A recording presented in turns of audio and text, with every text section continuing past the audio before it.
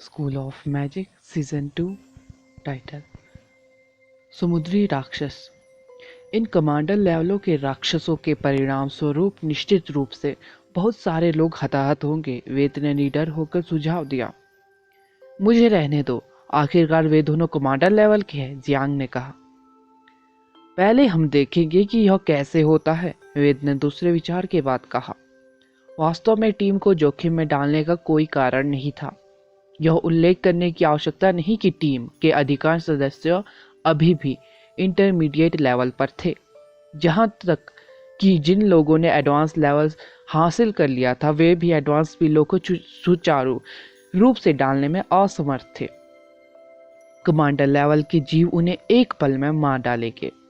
Blue valley क्रूर जानवरों के ऊपर अंग मांसल थे और उनके शरीर चमकते बर्फीले तराजू से ढके हुए थे। इसके अलावा तराजू के बीच में नुकीले कीले थी, खासकर उनकी 4 भुजाओं पर जो हथौड़े जितनी मोटी थी। उनकी भुजाएं कीलों से ढकी हुई थी। यदि जीव उन्हें अपनी भुजाओं से मारते हैं तो संभवतः उन्हें उन पर चढ़ा दिया जाएगा। उनके निचले शरीर विशाल झींगा की तरह थे, जो नीले कवच से ढके हुए थे, जो रत्नों की तरह चमक रहे थे। झींगा के पैर मूंछों की तरह पतले और लंबे होते थे, लेकिन ब्लू वैली क्रूर जानवरों के पैर नुकीले और लंबे होते थे। इसके बजाय वे एक विशाल मंटिस के पैरों की तरह दिखते थे। झींगा को आमतौर पर एक सौम्य प्राणी माना जाता था, फिर भी ये ब्लू वैली के क्रूर जानवर एक क्रूर ऑरा बिखेर रहे थे। यहाँ तक कि उनकी नुकीली भुजाओं के बिना भी ऐसा महसूस होता था जैसे उनके पैर आसानी से किसी भी चीज में छेद कर सकते हैं। वे बेहद खतरनाक और भयानक लग रहे थे। जाहिर है, पूर्वी समुद्री कीले में इस तरह के जीव अत्यधिक खतरनाक माने जाते थे। घोषणा और अलार्म बजने के बाद जिन लोगों ने शुरू में सोचा था कि वे केवल कुछ छोटे समुद्री राक्षस थे, वे तुरंत घबराहट में आश्रय की ओर भाग गए। सौभाग्य से कस्बे के लोग इस तरह की आपात स्थिति के काफी आदी थे। अधिकांश लोग मैजिशियन थे, इसलिए ब्लू वैली के क्रूर जानवरों ने अभी तक किसी को नहीं मारा था। वे इमारतों पर अपनी भड़ास निकाल रहे थे। पूर्वी समुद्री किले की सभी इमारतों पर कब्जा नहीं है। कुछ का निर्माण केवल समुद्री डिमनों का ध्यान भटकाने के लिए किया गया है, मेघना ने उन्हें सूचित किया। सुनने में अच्छा है, अन्यथा यह बताना मुश्किल है कि अगर इमारतें निवासियों से भरी होती तो कितने लोग मर जाते। ब्लू वैली के 2 क्रूर जानवर बेहद गर्म स्वभाव के थे। उन्होंने बस एक इमारत को पकड़ लिया और उसे अपने सिर के ऊपर उठाने से पहले उसकी नींव से खींच लिया। दुर्भाग्य से समुद्री राक्षस टीम की दिशा में इमारत को उछाल रहे थे। वेद को खतरे का एहसास हुआ और उसने तुरंत उन पर उड़ रही इमारत को धीमा करने के लिए अपनी इच्छा शक्ति प्रकट की। इमारत बहुत बड़ी है, मैं इसे रोक नहीं सकता पूरी तरह से, वेद ने अपने पीछे दूसरों को बताया। चिंता मत करो, हम खुद को संभाल सकते हैं। ऐसे हिंसक समुद्री राक्षस। किसी इमारत को उठाना और उन पर पटकना, यह स्पष्ट रूप से प्राणियों की भयानक ताकत को दर्शाता है। सौभाग्य से राष्ट्रीय टीम के सदस्यों ने एक साथ डिफेंस बिल दिए थे। एक विशाल पवित्र ढाल प्राचीर और रॉक बैरियर तुरंत टीम के सामने आए और उनकी रक्षा की। पवित्र ढाल प्राचीर से टकराने के बाद भूरे सफेद इमारत टुकड़े टुकड़े हो गई। रॉक बैरियर से टकराते ही यह पूरी तरह से ढह गया और सड़क पर हवा में धूल फैल गई। उन्हें हमारी उपस्थिति का पता चल रहा है, पीछे हटो। रेणु एक मानसिक मैजिशियन थी, उसने तुरंत ही 2 खूंखार जानवरों के गुस्से को भांप लिया। टीम तुरंत वापस चली गई। वे लगभग सड़क के अंत पर थे जब ब्लू वैली के क्रूर जानवरों में से एक ने उन्हें पकड़ लिया। जीव मलबे के बीच से अपना रास्ता तोड़ चुका था। यह इमारत के मलबे पर खड़ा था और तीसरी आंख बाहर निकली और हवा में बिखरी धूल के माध्यम से राष्ट्रीय टीम के सदस्यों को घूरने लगा। भागो भागो भागो, छोड़ क्यों नहीं दिया? इसमें बकवास क्या है? बहुत अधिक लोग होने पर आम बात सहमति बनाना कठिन था। गगन, रेणु और जिमिंग, जितेंद्र, सूर्या शुरू में बाईं ओर जा रहे थे, इससे पहले कि उन्हें पता चला कि आहान रुद्री, नंदिनी, वेद और बाकी लोग दाईं ओर चले गए थे। वे तुरंत टीम के साथ फिर से इकट्ठा होने के लिए घूमे। कमांडर लेवल के प्राणियों की गति काफी चौंकाने वाली थी। चूंकि ब्लू वैली के क्रूर जानवर अन्य कमांडर लेवल के प्राणियों की तुलना में आकार में छोटे थे, इसलिए आमतौर पर इसका मतलब यह था कि उनके पास या तो प्रभावशाली गति थी या वे शक्तिशाली मैजिक करने में सक्षम थे। ब्लू वैली का क्रूर जानवर मलबे से बाहर निकल आया। उसके शरीर के दोनों ओर लंबे और तेज पंजे तेजी से आगे बढ़ रहे थे और उसने कुछ ही सेकंड में रेणु और जितेंद्र को पकड़ लिया। School of magic season 2 title नीली घाटी का क्रूर जानवर। उनकी त्वचा सामान्य नीले रंग की तुलना में अधिक गहरी थी। वे करीब 100 मीटर दूर सड़क पर खड़े थे। समुद्री ड्यूनों में से एक के सिर के नीचे पंखे जैसे नुकीले गलफड़े थे जो पास की छत से भी ऊंचे थे। वे रिहायशी इलाके में राक्षसों की तरह उतर आए थे और वध किए जाने का इंतजार कर रहे मवेशियों की तरह छोटे छोटे इंसानों को घूर रहे थे।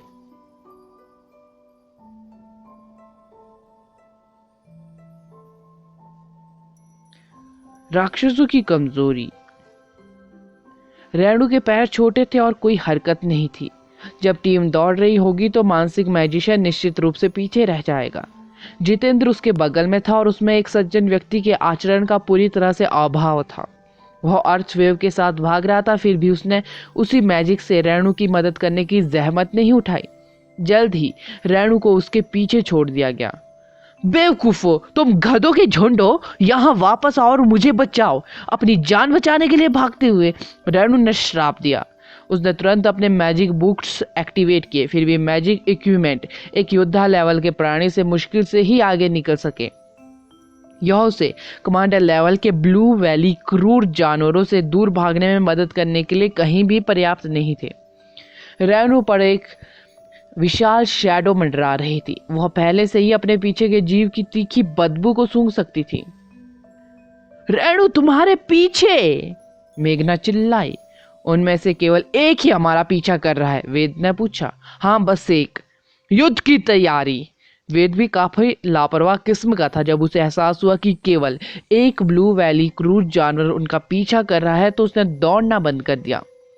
वेद घूम गया। उसके पैरों के नीचे एक सिल्वर स्टार कॉन्स्टलेशन पहले ही प्रकट हो चुका था। एडवांस पिलो को डालने में उसकी गति आदर्श जैसे दम्भी की तुलना में बहुत अधिक धारा प्रवाह और तेज थी। जैसे ही वेद ने स्टार कॉन्स्टलेशन का निर्माण पूरा किया, वह गायब हो गया। अगले ही पल वेद टीम में सबसे पीछे था, रेणु के ठीक बगल में।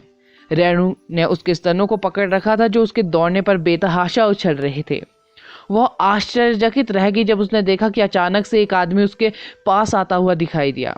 ब्लू वैली के क्रूर जानवर ने अपनी नुकीली भुजाएं नहीं हिलाई। उसने अपने एक नुकीले पैर को तिरस्कार के संकेत के साथ उठाया, फिर उसे एक तेज चाकू की तरह नीचे गिरा दिया और अपने पैर से रेणु को कील मारने की कोशिश की। टेलिकिनेसिस। वेद ने अपनी क्रूर दृष्टि उठाई और निर्दयता से प्राणी के पैर को देखा जो कंक्रीट को भेदने के लिए काफी शक्तिशाली था।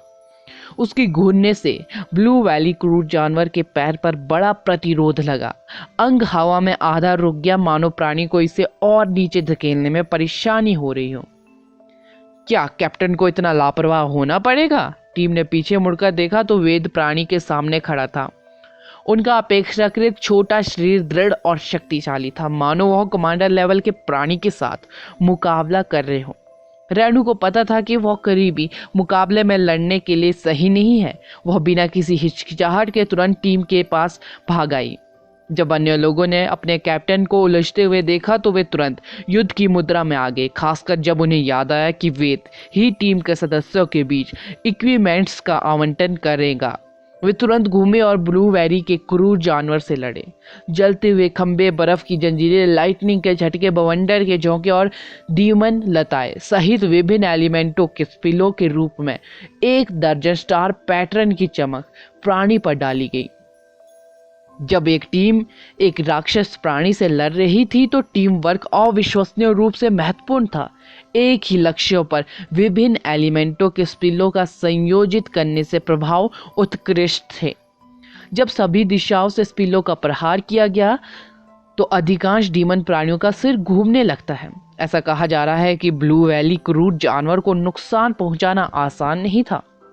भले ही सभी स्पेल प्राणी पर आ चुके थे, लेकिन उन्होंने बिना ज्यादा नुकसान पहुंचाए उसे वापस मार दिया। स्पिलो ने अधिकतर प्राणी के तराजू और कवच पर कुछ खरोंचे छोड़ दी।